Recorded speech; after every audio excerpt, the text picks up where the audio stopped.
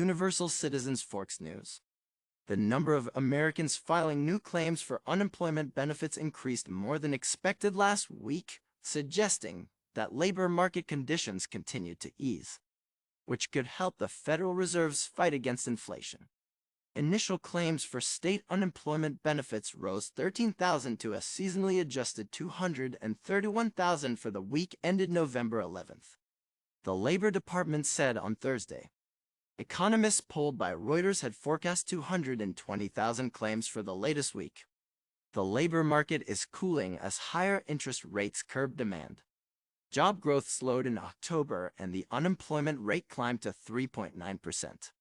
The highest level since January 2022, with 1.5 job openings per every unemployed person in September. Conditions remain fairly tight. Economists at Goldman Sachs said they did not believe that last month's increase in the jobless rate was a bad omen, noting that the rise in the unemployment rate since April has come entirely from an expansion in the size of the labor force rather than a decline in employment. Easing labor market conditions, together with subsiding inflation and cooling consumer spending, have bolstered expectations that the Fed's monetary policy tightening cycle is complete. Financial markets are even anticipating an interest rate cut next May, according to CME Group's Fed Watch tool.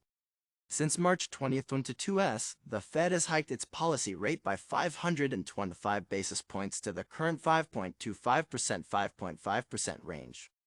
The number of people receiving benefits after an initial week of aid, a proxy for hiring, increased 32,000 to 1.865 million during the week ending November 4th.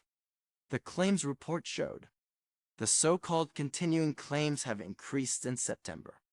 Most economists have attributed the rise to difficulties adjusting the data for seasonal fluctuations rather than a material change in the labor market. They expect this to be ironed out when the government revises the data next spring.